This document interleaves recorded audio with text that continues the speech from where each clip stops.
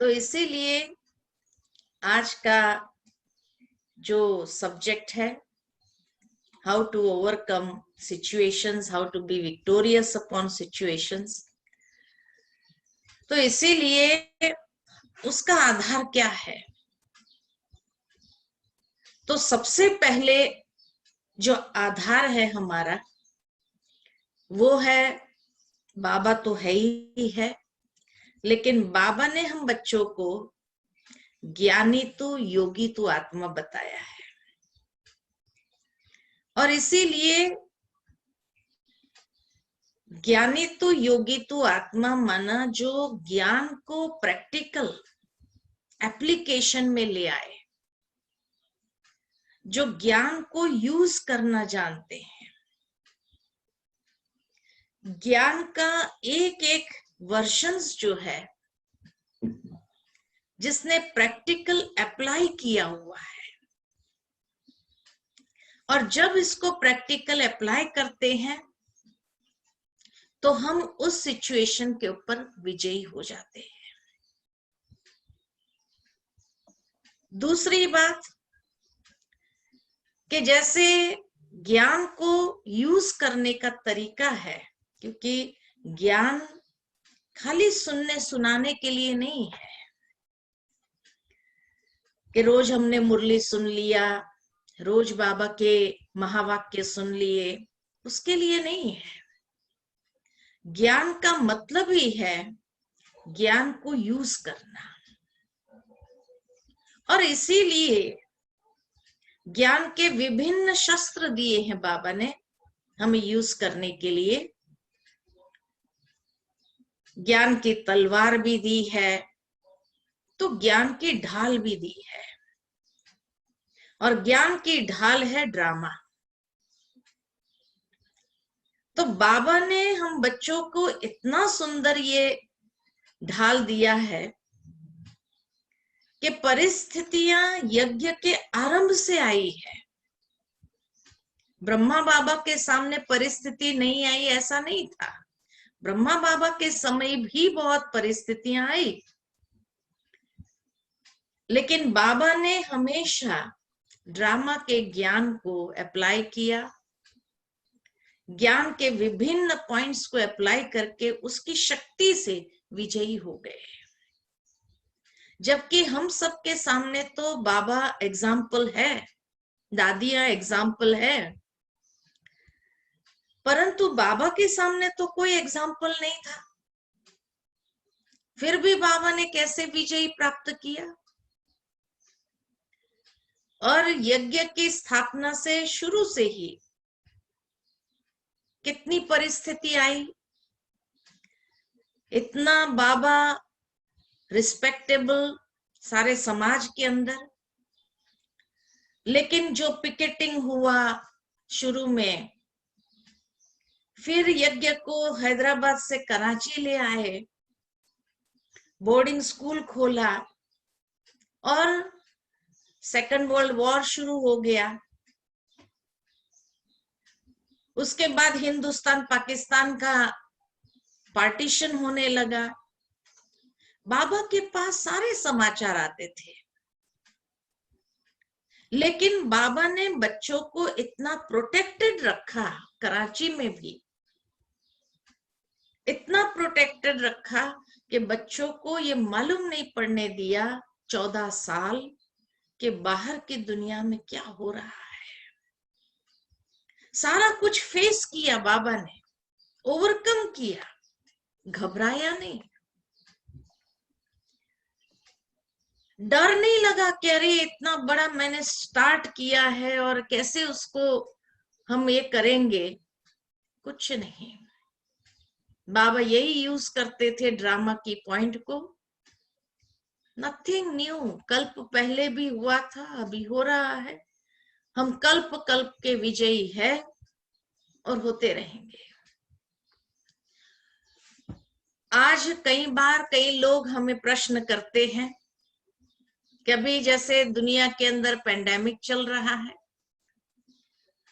और इस पेंडेमिक के साथ साथ जो फाइनेंशियल क्राइसिस सारे दुनिया के अंदर आ रही है, ऐसे फाइनेंशियल क्राइसिस के समय क्या करना चाहिए? ब्रह्मा बाबा के समय बेगरी पार्ट आया, 350 को खिलाना हो और यज्ञ के अंदर एक अनाज का दाना न हो, 4 आना न हो। क्या फाइनेंशियल क्राइसिस नहीं थी बाबा के सामने?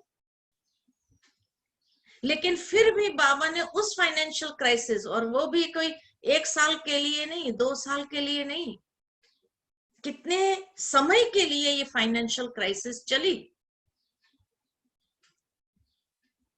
2-4 सालों तक ये चली, लेकिन बाबा ने कभी स्ट्रेस नहीं लिया। इतना ही नहीं, लेकिन जब दादियों ने बाद में पूछा बाबा को कि बाबा 350 को खिलाना होता था, और जब अनाज का दाना नहीं, पैसा नहीं होता था, तो आपको कभी स्ट्रेस नहीं हुआ? तो बाबा ने क्या कहा? ये 350 बच्चे मेरे थे क्या? उसके है ना, उसको पता है कि कैसे खिलाना है, कैसे चलाना है। मैं क्यों स्ट्रेस लूं?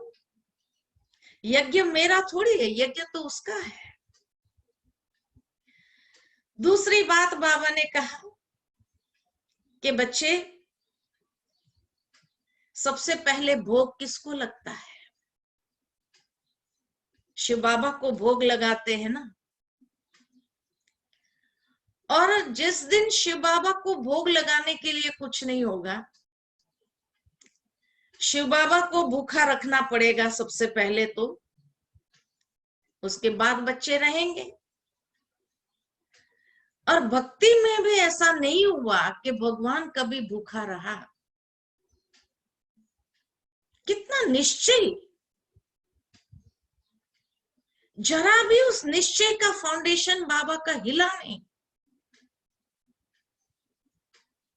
और इसीलिए हर परिस्थिति को, चाहे फाइनेंशियल क्राइसिस हो, चाहे युद्ध जैसी परिस्थिति, सेकंड वर्ल्ड वॉर बाबा के समय हुआ था, चाहे हिंदुस्तान पाकिस्तान का पार्टीशन हुआ, इतनी लाशें गिर रही थी, इतना चारों तरफ भय का वातावरण था, लेकिन फिर भी बाबा भयभीत नहीं हुआ।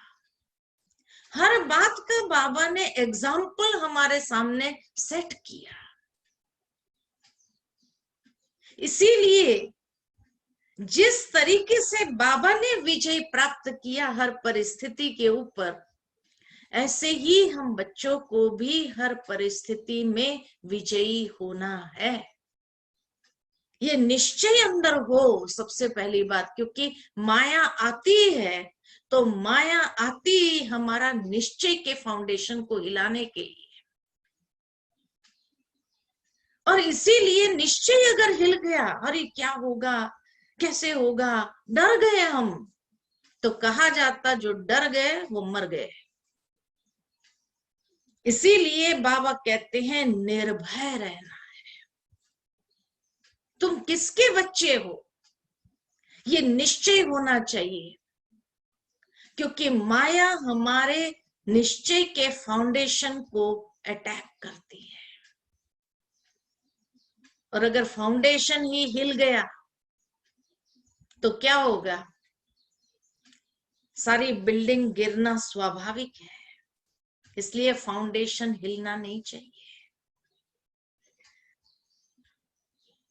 हमारे ब्राह्मण जीवन के 4 फाउंडेशन है जहां माया का अटैक होता है। जैसे कोई भी बिल्डिंग का 4 फाउंडेशन अगर पक्का हो तो बिल्डिंग कभी हिल नहीं सकती है। तो हमारे भी इस ब्राह्मण जीवन के मुख्य रूप से 4 फाउंडेशन है। कौन से 4 फाउंडेशन है? सबसे पहला फाउंडेशन जहां माया का अटैक होता है वो है निश्चय का फाउंडेशन। तो निश्चय का फाउंडेशन हमारा बहुत पक्का होना चाहिए। निश्चय में भी चारों प्रकार के निश्चय होने चाहिए। बाबा में तो हम सभी को निश्चय है, लेकिन क्या स्वयं में भी निश्चय है? Do we have faith in our own self? कि बाबा में निश्चय है लेकिन मुझे अपने में निश्चय नहीं है, ऐसा तो नहीं है। तो इसीलिए कहा अपने आप में। आज दुनिया के अंदर लोग इतने भयभीत हो रहे हैं, कारण उनका स्वयं में निश्चय नहीं है। इसीलिए नेगेटिव थॉट्स चलना शुरू होते हैं और वही उनको डिप्रेशन का शिकार बनाते हैं। तो इसीलिए बाबा में निश्चय है, उसके साथ साथ मेरा स्वयं में भी निश्चय है। स्वयं में निश्चय होना माना अपने प्रति भी, अपनी एबिलिटीज के प्रति भी कभी भी डाउटफुल नहीं होना। पता नहीं हो सकेगा, नहीं हो सकेगा, पता नहीं ऐसा हो गया तो पता नहीं, इसका मतलब हमें अपने आप में निश्चय नहीं है। और जिसका ये फाउंडेशन भी अगर हिल गया तो माया तो बहुत पक्की है, वो तुरंत वहां से पकड़ना चालू करती है ना। दूसरा, बाबा में निश्चय। आप कहेंगे बाबा में निश्चय तो हमारा 100% है, लेकिन बाबा में निश्चय है तो कभी भी ये थॉट नहीं आना चाहिए कि बाबा मदद करेगा कि नहीं करेगा। हम योग तो कर रहे हैं, बाबा प्लीज हेल्प करो आप। क्या बाबा को रिमाइंड करना पड़ता है? और अगर बाबा को रिमाइंड कर रहे हैं तो इसको बाबा में निश्चय कहेंगे? बाबा बच्चों के लिए ही है। बाबा कहते अधिकार से मुझे यूज करो। जब भी कोई बात हो तो आप याद करो, मेरा बाबा मेरा साथी, आ जाओ। और बाबा 1000 भुजा वाला आपके सामने पहुंच जाएगा। लेकिन कब? हिम्मत बच्चे, मदद बाप। हिम्मत कम नहीं होनी चाहिए। पहला कदम हिम्मत का हमें उठाना है। कोई भी परिस्थिति आएगी तो उस परिस्थिति को फेस करके ओवरकम करने के लिए हिम्मत का कदम तो हमें उठाना होगा। फिर बाबा 1000 गुना मदद करता है। लेकिन हम हिम्मत का कदम उठाए बिना बाबा को याद दिलाते, बाबा मदद करो, आपने तो कहा मैं अमृत वेला याद करूंगा तो मदद करेंगे, तो बाबा का हिम्मत का कदम उठाया नहीं तो मदद कैसे मिलेगी? इसलिए बाबा का आधा सेंटेंस कभी याद नहीं रखो, पूरा सेंटेंस याद रखो। हिम्मत बच्चे, मदद बाप। हिम्मत का कदम हमें पहले उठाना है और बाबा 1000 गुना मददगार खड़ा है। और उस विश्वास के साथ, उस निश्चय के साथ जब हम कदम उठाते हैं तो बाबा की मदद का अनुभव होता है ना। तीसरा, ड्रामा में निश्चय कि जो भी सीन आती है, अरे हाय ये क्या हो गया, नहीं, इस सीन में भी कोई न कोई कल्याण समाया हुआ है। कल्याणकारी बाप है, कल्याणकारी समय है, तो हमारा अकल्याण करने की शक्ति किसी में नहीं है। उस विधि से हर सीन को देखना और देखने के साथ साथ साक्षी हो जाना। जब डिटैच हो जाएंगे, साक्षी हो जाएंगे, तो हर बात में कल्याण महसूस होना शुरू हो जाएगा। और परिवार में निश्चय कि आज कोई भी आत्मा, हर एक के संस्कार अपने अपने हैं, लेकिन फिर भी कैसे भी संस्कार है, फिर भी बाबा के तो बने हैं, और बाबा का हाथ छोड़ा नहीं है। पुरुषार्थ कर रहे हैं उस संस्कार पर विजयी होने के लिए। कई बार किसी को देखकर कहेंगे भाई उसका तो संस्कार ही यह है, ये कभी चेंज होने वाला नहीं। How can I say that, कि तो कभी चेंज होने वाला ही नहीं है। अरे उसको शाबाशी देना पड़ेगा, वो खुद भी अपनी वीकनेस जानता है, फिर भी वो समझता है कि एक न एक दिन मैं इस संस्कार के ऊपर विजयी हो जाऊंगा। वो होपलेस नहीं हुआ तो शाबाशी नहीं दे सकते हैं हम। गुड विशेस का थोड़ा सपोर्ट चाहिए, और जब उसको गुड विशेस का, ब्लेसिंग्स का सपोर्ट मिल जाता है, जैसे किसी का गाड़ी का पहिया अगर अटक जाए, कोई मड में फंस जाए, बहुत कोशिश कर रहा है अकेला अकेला उसको निकालने के लिए, नहीं निकल पा रहा है, कोई थोड़ा सा सपोर्ट दे देता है, हाथ दे देता है, धक्का दे देता है, निकल जाता है। इसी तरह आज दुनिया के अंदर लोग कितना पुरुषार्थ कर रहे हैं, जानते हैं हमारी ये वीकनेस है, हम संपूर्ण नहीं बने हैं, पुरुषार्थ कर रहे हैं, बस उनको कभी कभी उस संस्कार के ऊपर विजयी होने के लिए थोड़ा सपोर्ट चाहिए, हमारे गुड विशेस का, हमारी ब्लेसिंग्स का, हमारे अच्छे वाइब्रेशन का।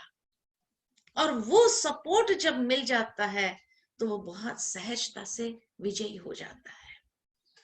इसीलिए बाबा हम बच्चों को कहते हैं, बच्चे ब्राह्मणों में भी हम योगदान नहीं कहेंगे, परंतु सहयोग कहेंगे, कि एक दूसरे को गुड विशेस की सपोर्ट दो, सहयोग दो। कई बार जैसे किसी का बैंक बैलेंस कम हो जाए और उसके सामने बहुत बड़ी प्रॉब्लम आ जाए, बहुत बड़ी सिचुएशन है, लेकिन बैंक बैलेंस कम है, तो वो घबराता है, लेकिन कोई उसको थोड़ा भी सहयोग दे देता, हो सकता है उतने सहयोग से वो ओवरकम कर देता है उस परिस्थिति को। ठीक इसी तरह पुण्य कर्म की पूंजी जब कम हो जाती है, तब हमें घबराहट होती है कि इतनी बड़ी परिस्थिति आई, उसको पार कैसे कर सकते हैं। इसलिए बाबा हमेशा कहते हैं, बच्चे 3 खाते हमारे जमा होने चाहिए। पुरुषार्थ के द्वारा प्रारब्ध का खाता, फिर सेवा द्वारा पुण्य का खाता, और तीसरा किसी को सुख देकर दुआओं का खाता। ये दुआओं का खाता, पुण्य का खाता, ये बैंक बैलेंस जब हमारा कम हो जाता है, तब कोई भी परिस्थिति को देख करके उसमें घबराहट शुरू होती है। इसीलिए एक दूसरे को हम अच्छे वाइब्रेशन का, दुआओं का थोड़ा सा सहयोग दे सकते हैं, तो ये दुआओं का खाता शायद उसके बैंक बैलेंस में बढ़ा देवे और उस परिस्थिति को पार करना उसके लिए सहज हो जाए। लेकिन ये दुआएं भी किसको प्राप्त होती है? जब हर एक के साथ हमारा रिलेशन बहुत अच्छा होगा, हम भी दूसरों के लिए दुआएं देवे। इसीलिए दादी जानकी हमेशा कहती थी, ये सीजन है दुआएं देने की, दुआएं लेने की। जितना हम एक दूसरे को दुआएं देते जाएंगे, हमारा रिलेशनशिप बहुत अच्छा होगा, शुभ भावना के आधार पर होगा। ये वाइब्रेशन हर एक को टच करता है, और जब ऐसा वाइब्रेशंस का सहयोग हम दूसरों को देते हैं, तो मेरे समय पर दूसरे का, सबका मुझे पॉजिटिव वाइब्रेशंस का सहयोग सहजता से प्राप्त होता है। वो ब्लेसिंग्स का सहयोग सहजता से प्राप्त होता है, जो हमारे बैंक बैलेंस को इंक्रीज करता है। और उस बैंक बैलेंस के आधार पर बड़े से बड़ी परिस्थिति को पार करना सहज हो जाता है। इसीलिए ये हमें अपने अंदर जमा का खाता हमारा बहुत पावरफुल होना चाहिए। तो ये चारों प्रकार के निश्चय का फाउंडेशन पक्का हो, क्योंकि माया का अटैक वही होता है। दूसरा फाउंडेशन है हमारा प्योरिटी का फाउंडेशन, और ये प्योरिटी के फाउंडेशन पर भी माया का अटैक होता है। या तो निश्चय के फाउंडेशन पर अटैक करती है, या प्योरिटी के फाउंडेशन को हिलाने का प्रयत्न करती है। इसीलिए बाबा कहते हैं, तुम बच्चों का शुरू से ही प्योरिटी का फाउंडेशन बहुत पावरफुल होना चाहिए। प्योरिटी हमारे जीवन का जन्म सिद्ध अधिकार है। बाबा के द्वारा हमें ये प्योरिटी का वरदान मिला हुआ है। दुनिया के अंदर जो आत्माएं अपने बल पर प्योरिटी को पालन करना चाहती है, तो भी नहीं कर पाती है। लेकिन बाबा ने हमें ये वरदान दिया है, इस वरदान को यूज करना है प्रैक्टिकल लाइफ में, और ये फाउंडेशन को भी इतना मजबूत करना है कि कोई भी सूक्ष्म स्वरूप में भी हमारे प्योरिटी के फाउंडेशन को हिला न सके, है ना। इसलिए साकार मुरलियां जब सुनते हैं, तो साकार मुरली में बाबा हमेशा ये बात कहते हैं कि बच्चे, संकल्प स्वप्न में आया तो कोई बात नहीं, लेकिन कर्म में नहीं आना चाहिए। लेकिन अव्यक्त मुरली में बाबा हमें और सूक्ष्म स्टेज पर ले जाते हैं। बाबा कहे, संकल्प में भी कोई इम्प्योरिटी का थॉट नहीं आना चाहिए। ये सूक्ष्म जो प्योरिटी का फाउंडेशन है, उसको हमें पावरफुल बनाना है हर समय, क्योंकि माया का अटैक वहां होता है। पहले तो संकल्पों में हिलाती है, उसके बाद धीरे धीरे भावनाओं में हिलाती है, और भावना से कहां कर्म में पहुंच जाते पता ही नहीं चलता है। इसीलिए बाबा कहे कि दूसरा फाउंडेशन भी, कई दिनों से बाबा की साकार मुरलियों में भी ये बात बार बार आ रही है कि बच्चे, आंखें बड़ा धोखा देती है, आंखें बड़ा धोखा देती है। इस धोखे से अपने आप को बचाना है ना। इसीलिए कर्मेंद्रिय जीत होने के लिए बाबा हमें कहते हैं, क्योंकि कोई भी सिचुएशन, कोई प्रॉब्लम कहां से आता है। दुनिया में भी कहा जाता है, problems are the creation of a weak mind. कमजोर दिमाग की उपज है प्रॉब्लम्स। इसीलिए अपने मन को इतना मजबूत करना है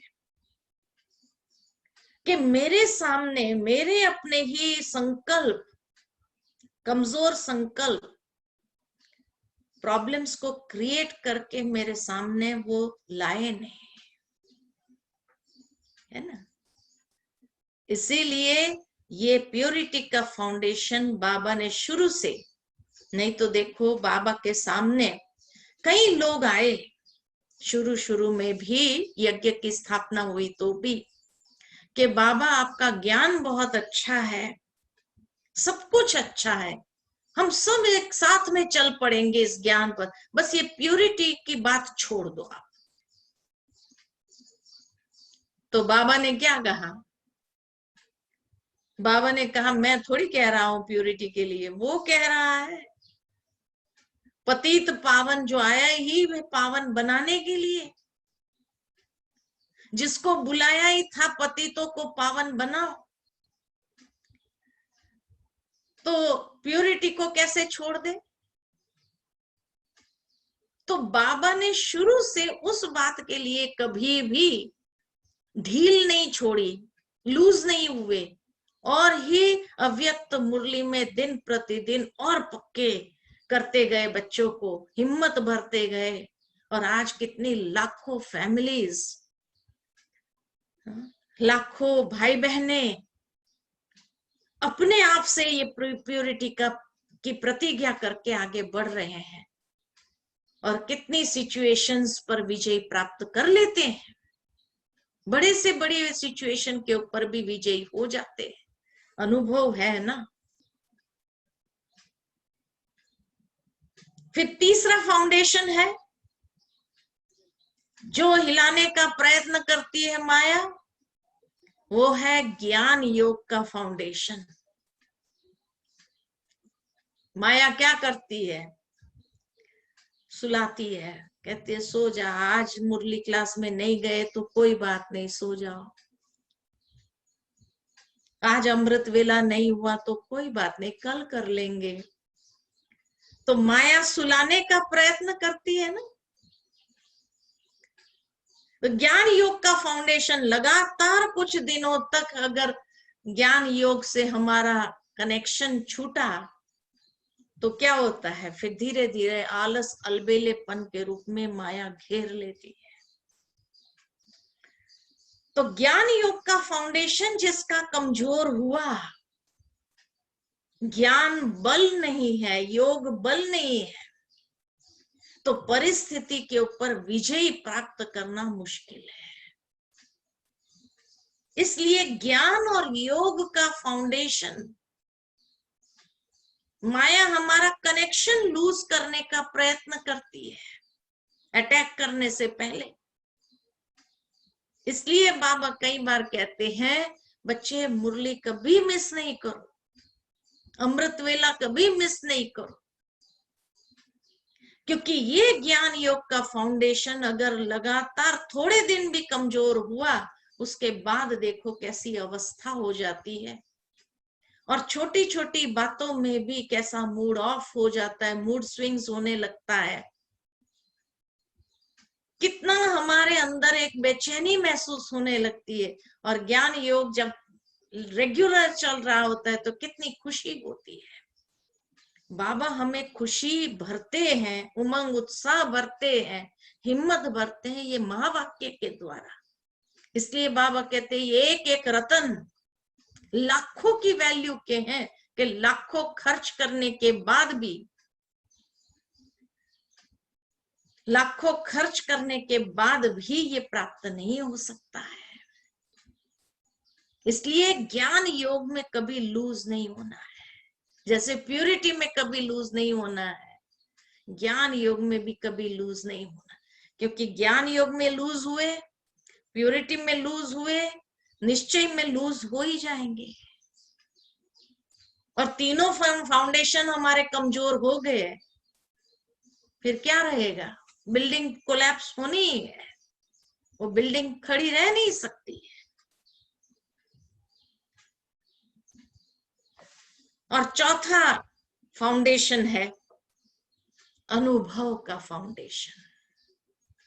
अनुभव, बाबा हम बच्चों को कहते हैं, बच्चे अनुभव की अथॉरिटी बनो।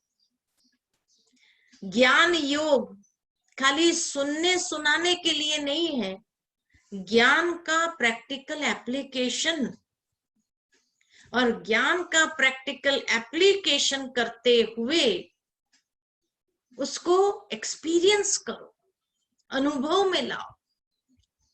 जितना अनुभव करेंगे उसको, तो अनुभव की अथॉरिटी हो जाएंगे।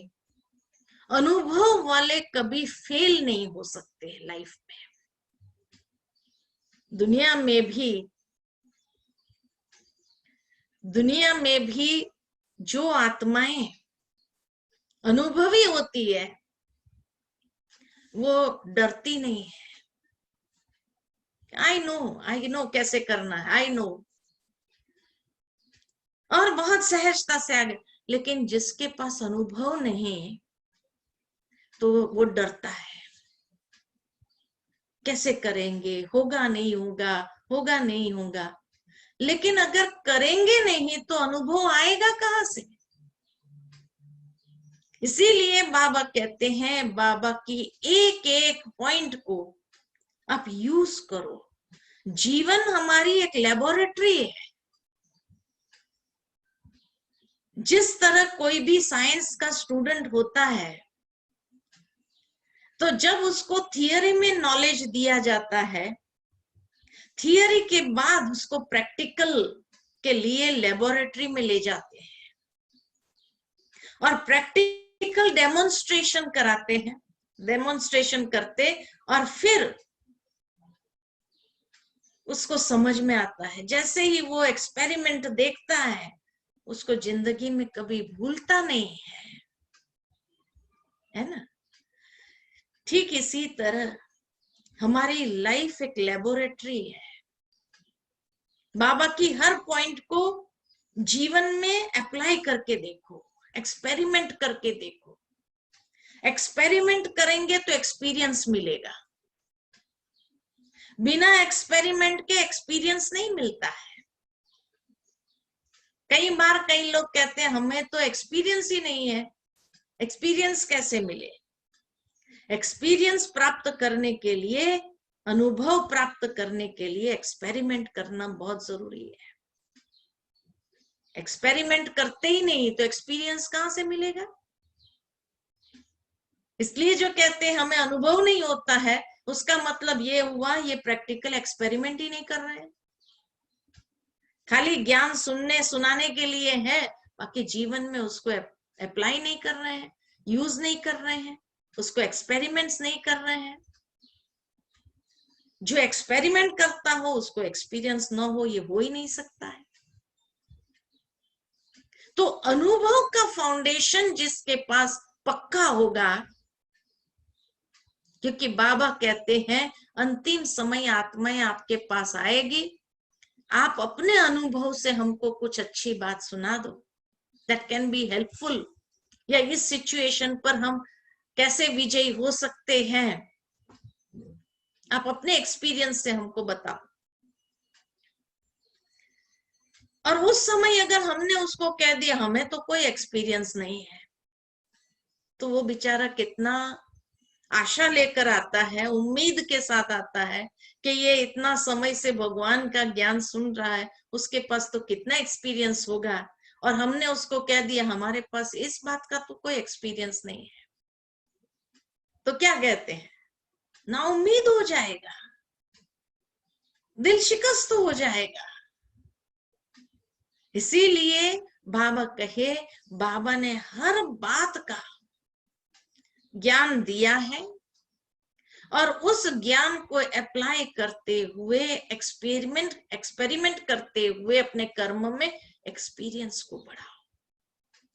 जितना आपके एक्सपीरियंस बढ़ते जाएंगे, आप समय पर खुद भी विजयी होंगे, दूसरों को भी विजयी बनने में मददगार बन सकते हैं।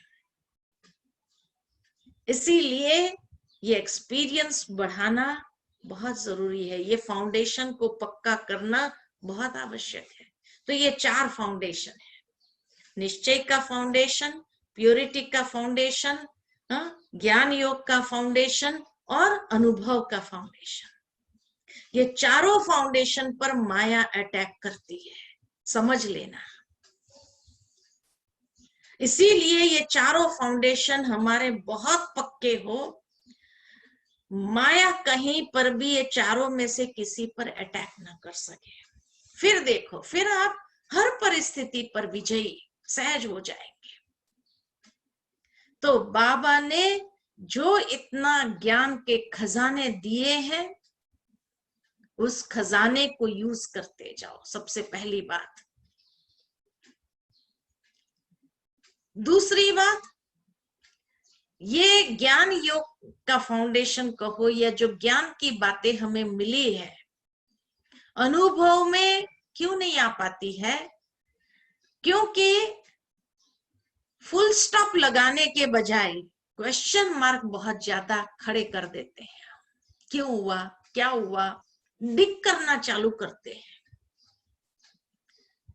और जितना हम डिग करना शुरू करते हैं, कोई भी बात को डिग करते जाओ करते जाओ करते जाओ, क्या होगा?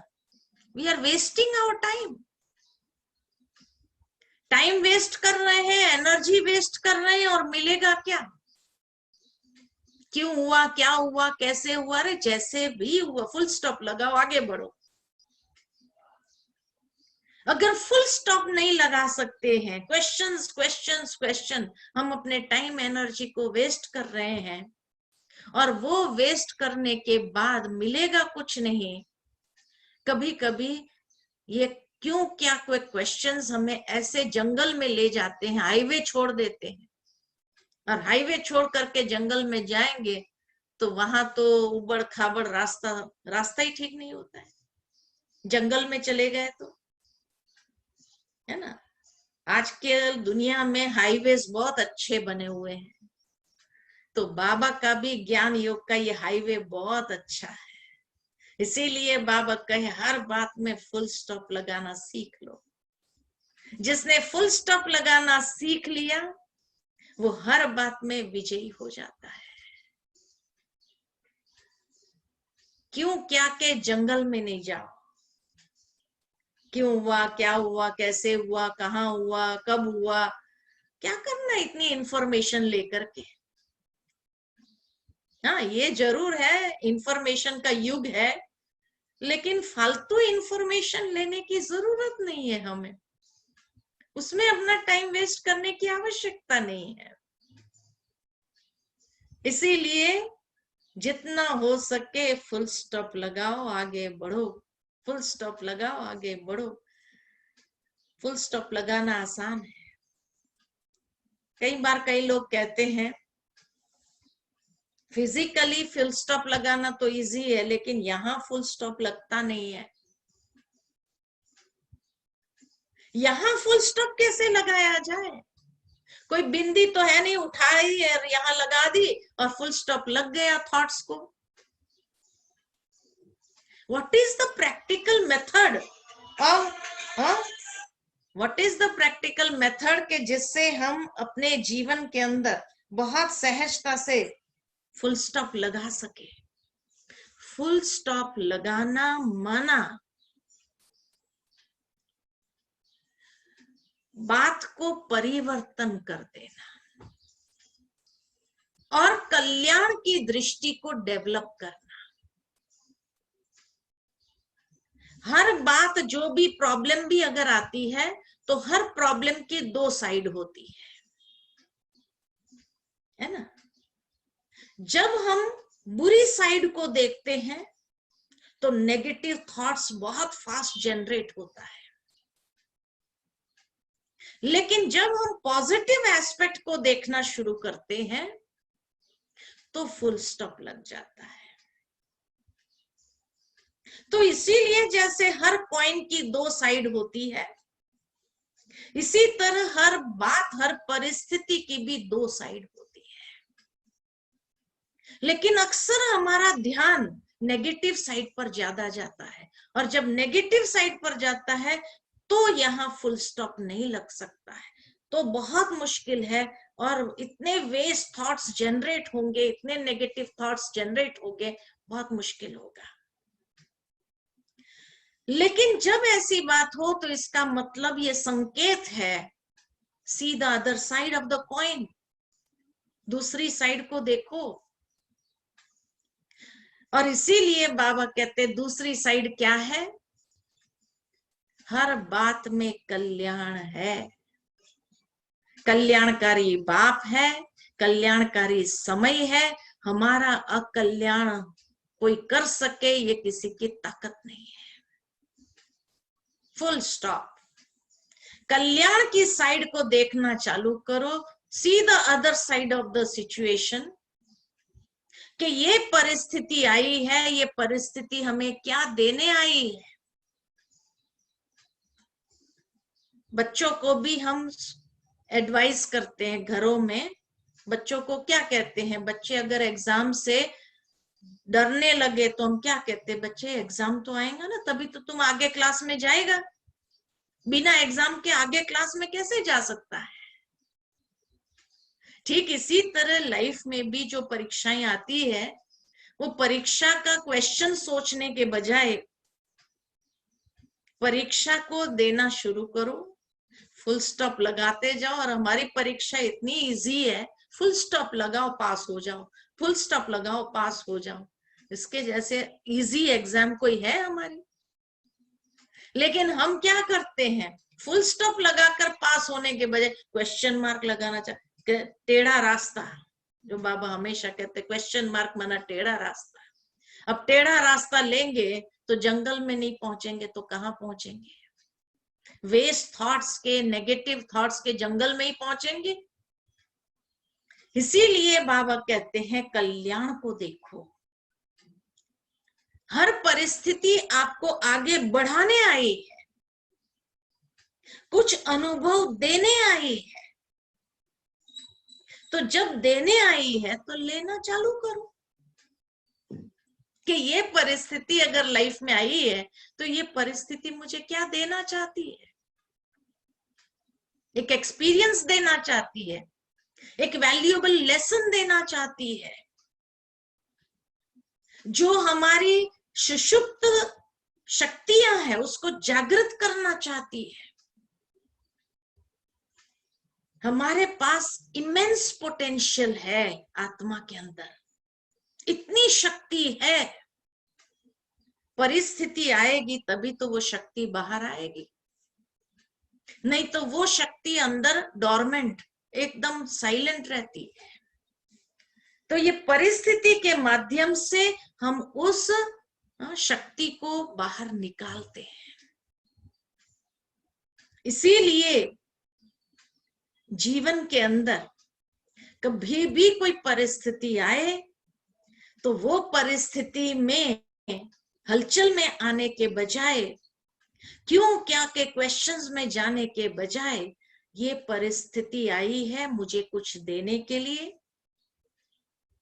या एक्सपीरियंस देने के लिए आई है, या एक वैल्यूएबल लेसन देने के लिए आए हैं, अनुभवी बनाने आई है, या मेरी अंदर की शक्ति जो मुझे पता नहीं है, which I am not even aware of and I have got that, तो उसको बाहर निकालने के लिए आई है। बिना परीक्षा के आगे बढ़ेंगे कैसे, मुझे आगे बढ़ाने के लिए आई है। तो इसीलिए उसको और अच्छे से पढ़ करके आगे बढ़ो।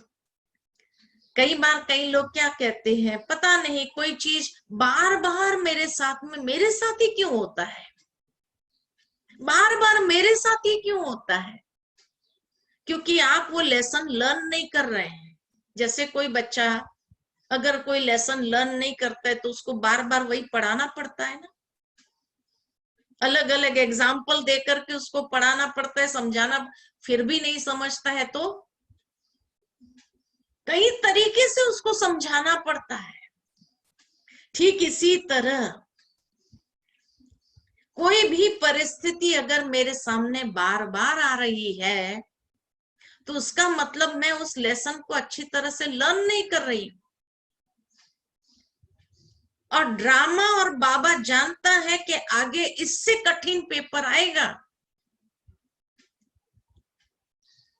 तो उस समय उसको पास तो होना ही है। लेकिन अगर उसको मालूम नहीं तो ये कैसे पास होगा? तो बार बार, जैसे एक बच्चा अगर कोई सब्जेक्ट में वीक हो, मैथमेटिक्स में वीक हो, तो क्या करते हैं? एक्स्ट्रा ट्यूशन देना पड़ता है। और ट्यूशन में क्या करता है सर? वही क्वेश्चन अलग अलग तरीके से उसको देता है ताकि एग्जाम में किसी भी तरीके से आए वो पास हो जाए, वो इतना एक्सपर्ट हो जाए कि सहजता से पास कर सके। तो इसीलिए बाबा भी जानता है कि यह बच्चे की कमजोरी है, और अगर उसको ये कमजोरी मिटाने के लिए अगर उसको इंस्पायर न किया जाए, उसको ये लेसन पक्का नहीं होगा तो फेल हो जाएगा फाइनल एग्जाम में। उसके पहले उसको एक्सपर्ट कर देना है। तो अलग अलग तरीके से बाबा भी हमें एक्स्ट्रा कोचिंग देता है ताकि हम उसमें एक्सपर्ट हो जाए कि अंतिम समय किसी भी तरीके से अगर ये क्वेश्चन आया, और वो क्वेश्चन होगा 1 सेकंड का, लेकिन 1 सेकंड में अगर फेल हो गए तो क्या होगा? फिर उस समय तो बाबा को ये नहीं कह सकते कि बाबा आप तो जानते थे मेरी ये वीकनेस थी, आपने मेरे ऊपर मेहनत करना चाहिए, आप तो मेरे फादर थे, मेरे माता पिता थे, तो आपको मेरे ऊपर मेहनत करना चाहिए समझते हुए। तो इसीलिए बाबा मेहनत करता है ताकि बार बार आपको वही एग्जाम, वही पजल सॉल्व करने के लिए दिया जाए तो आप एक्सपर्ट हो जाए। इसलिए शिकायत नहीं करो कि बार बार मेरे साथ ही ऐसा क्यों होता है, बार बार मेरे पास में ये परीक्षा क्यों आती। माना हम एक्सपर्ट नहीं हुए हैं, तो बाबा एक्स्ट्रा कोचिंग दे करके हमें एक्सपर्ट कर रहे हैं। इसलिए सॉल्व द पजल, उसको अच्छी तरह से सॉल्व करना सीख लो, और जब आप अच्छी तरह से सॉल्व करना सीख लेंगे तो एक्सपर्ट हो जाएंगे। तो अंतिम समय कोई आत्मा भी आपके पास आएंगी कि ये कैसे करना चाहिए, अरे I know how to do it, मैंने कई बार पास किया है। आप इतने एक्सपर्ट हो जाएंगे, दूसरों को भी सिखाना चालू करेंगे, है कि नहीं? तो इसीलिए डरो नहीं अगर कोई बात बार बार आती है लाइफ में, तो वो हमें मजबूत करने के लिए आती है, वो हमें अनुभवी बनाने के लिए आती है, उसमें से कुछ वैल्यूएबल लेसन्स देने के लिए आती है, हमारी जो सुषुप्त शक्तियां हैं उसको जागृत करने के लिए आती है। तो see the other side of the coin, और other side of the coin को देखेंगे तो आपके अंदर उमंग उत्साह आ जाएगा, पास होने के लिए अंदर में शक्ति आ जाएगी कि कैसे भी सिचुएशन में हम पास जरूर हो जाएंगे ही, कोई भी चीज हमें फेल नहीं कर सकती है, इतना अंदर में हिम्मत आ जाएगी। बोलो, है कि नहीं ऐसा? दूसरी बात, रोज अमृत वेले जब बैठते हैं तो फील करो कि बाबा का वरदानी हाथ मेरे ऊपर है।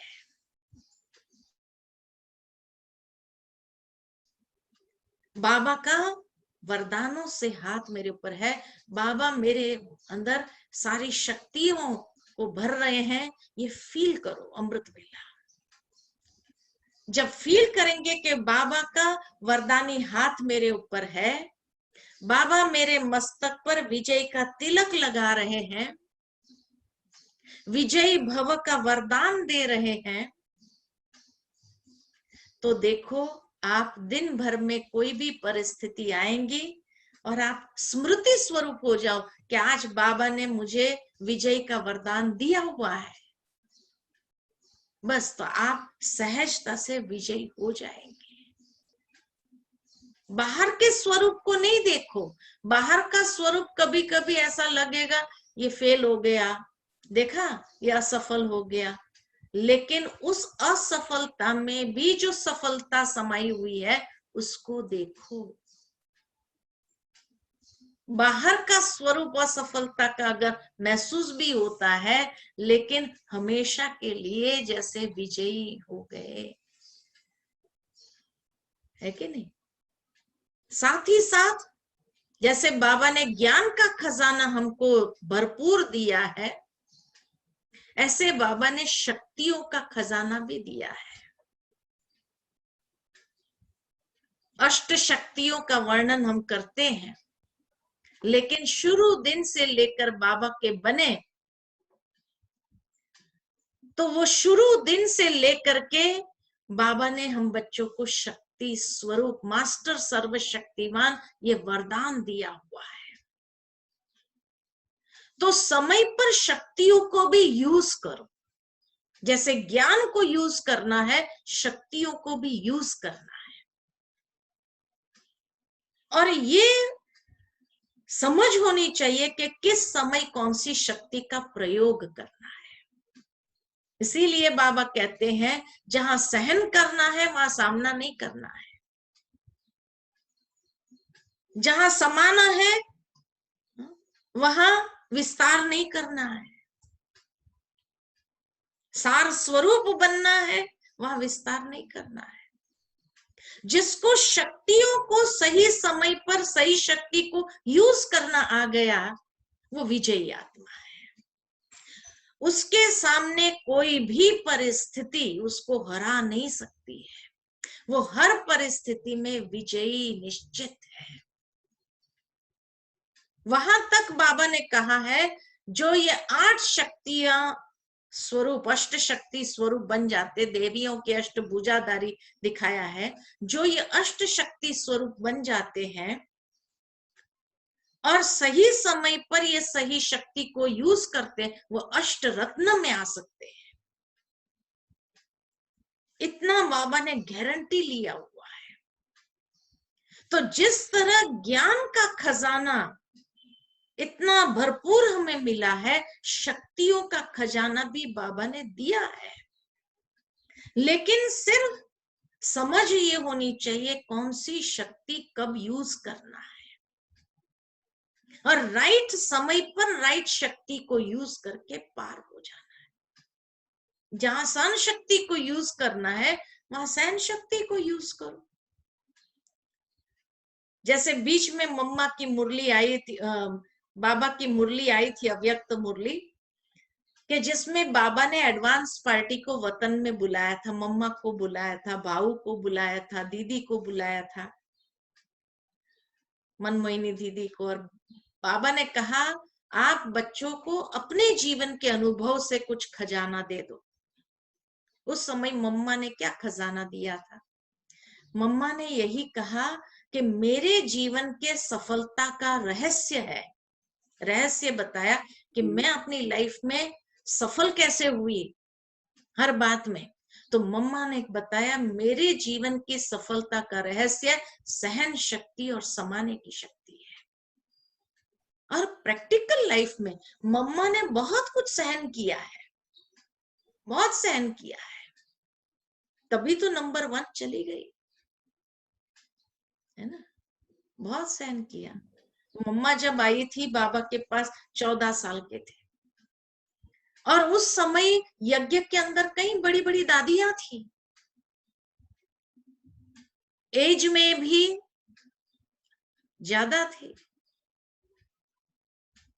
बाबा की अपनी बेटी थी निर्मल शांता दादी, फुल्ली केपेबल, ब्रिजेंद्रा दादी फुल्ली केपेबल, लेकिन फिर भी बाबा ने मम्मा को बनाया और किसी ने ईर्ष्या नहीं किया। लेकिन यज्ञ के सामने जो भी प्रॉब्लम्स आए, मम्मा ने कभी बाबा को फेस करने नहीं दिया। मम्मा एकदम खड़ी हो जाती, जैसे कोर्ट में जाना था, मम्मा एकदम खड़ी हो जाती थी, बाबा को जाने नहीं दिया। हर समय बाबा को कहीं पर भी किसी व्यक्ति कोई इंसल्ट करे ऐसा बाबा को कभी फेस करने नहीं दिया। मम्मा ने अपने ऊपर सहन कर लिया, इसीलिए मम्मा नंबर 1 चली गई। तो सहन करना और समाना ये मम्मा की सबसे बड़ी विशेषता। इसी तरह भाऊ ने अपनी विशेषता बताई कि मेरे जीवन के सफलता का रहस्य है निश्चय और नशा। कि निश्चय के फाउंडेशन को कोई हिला नहीं सका भाव के जीवन में। और नशा ऐसा था कि जिस तरह ब्रह्मा बाबा को ये नशा था, मैं जाकर के फर्स्ट प्रिंस बनूंगा, कृष्ण बनूंगा, तो भाव को नशा था मैं श्री नारायण का फर्स्ट बच्चा बनूंगा। ये नशा था।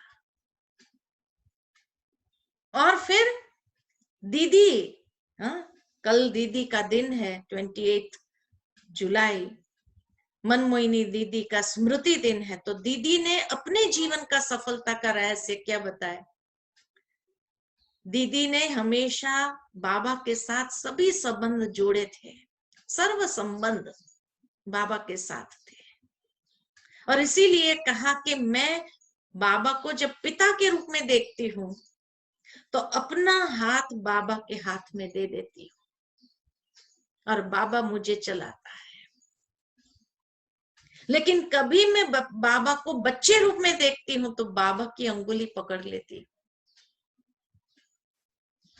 तो या तो अपना हाथ बाबा के हाथ में दे दो या बाबा का हाथ पकड़ करके चलो, उसको बच्चा बना करके उसका हाथ पकड़ लो।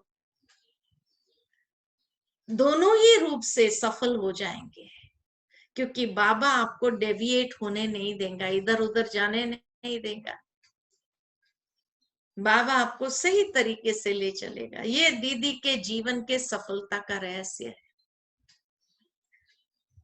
तो इसीलिए इन सभी महान आत्माओं ने जो अपने जीवन के अंदर प्रैक्टिकल अप्लाई किया है, तो जो शक्ति स्वरूप बाबा ने हम बच्चों को बनाया है, मास्टर सर्वशक्तिवान, जब हम स्वमान लेते हैं तो खाली ऐसे थोड़ी कहने के लिए मास्टर सर्वशक्तिवान हूं मैं, मास्टर सर्वशक्ति नहीं, हर शक्ति को भी यूज करना है। जब हर शक्ति को भी यूज करते हैं तब हम मास्टर सर्वशक्तिमान हुए।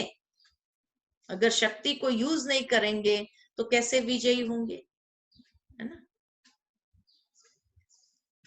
तो इसीलिए हर शक्ति को यूज करो, हर ज्ञान की पॉइंट को यूज करो, फिर निरंतर योगी, निरंतर सेवाधारी बनो।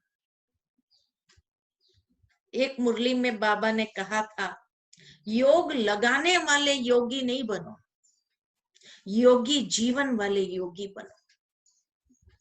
योग लगाने वाला योगी, भाई अभी योग लगाना है, माना 2-4 घंटे वाला योगी हो गया। लेकिन योगी जीवन वाला योगी, योग को प्रैक्टिकल जीवन में हर कर्म में अप्लाई करके चलो। 1 सेकंड भी हम बाबा से अलग नहीं है। निरंतर योगी बनो। योगी का उठना, बैठना, बोलना, चलना, फिरना कैसा होता है, उसको कहते योगी जीवन। योग लगाने में माना मैंने अमृत वेला योग लगाया, नमा शाम को योग बाकी समय में क्या रही, वियोगी। तो योगी जीवन वाले योगी बनना है, योग लगाने वाले योगी नहीं बनना है। निरंतर योगी, निरंतर सेवाधारी। तो हर परिस्थिति के ऊपर विजयी होने का यही आधार है। निरंतर योगी बनना माना बाबा के साथ कंबाइंड हो जाना। दिन भर में भी आप जब काम करो, कोई भी कर्म करो, तो कर्म करते समय बाबा को कंबाइंड स्वरूप में याद करो, बाबा मेरे साथ ही है। बाबा को सदा साथ लेकर के चलो, है ना? मैं और बाबा कंबाइंड हूं, शिव शक्ति हूं, चतुर्भुज हूं, या पांडव पति के साथ है। ये कंबाइंड स्वरूप में अपने आप को देखो, तब निरंतर योगी, निरंतर सेवाधारी होकर के चलते रहेंगे। ठीक है? तो हर परिस्थिति में विजयी होने के लिए ये तरीका है।